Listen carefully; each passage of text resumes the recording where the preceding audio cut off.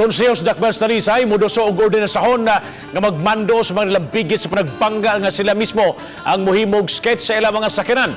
Tuyo na naroon mapadaplin na og dali madayon ang sakyanan aron dili makabara sa dagan sa trafiko. Si Chona Carion na dunay live report. Chona?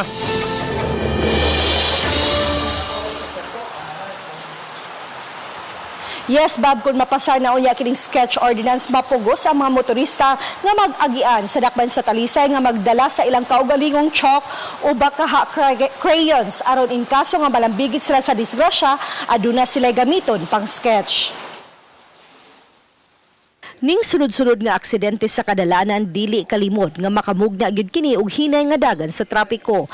Mao kini hinungdan nga ang konseho sa Dakbayan sa Talisay miduso sa sketch ordinance. Mag-require kini sa talang moagi nga mga sakyanan sa dakbayan nga magdaladaan og marker aron kun malambigit sa bangga aduna dayon sila magamit og dili na maghuwat pa og traffic investigator. Sila na gyud mismo mo'y mobadlis sa ilang mga ligid, mobadlis sa porma sa ilang sakyanan, sa actual nga pagkahitabo, and then once nga badlisan pag magbadlis giauhag sila, gimanduan sila nga ilang i-pull out ang ilang sakyanan nga na-involve og bangga, ilan ning ipadaplin. Gawas pa, i-require usab sila nga kuhaan og pictures ang ilang mga sakyanan nga nabangga.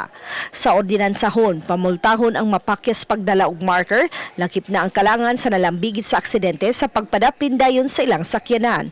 Matag violation, pamultahon gikan sa 500 hangtod 1,000 ka pesos. Except lang yan ang mga kaso na dunay involved og injury or casualty, so kana mo ay dili mahimong i-pull out.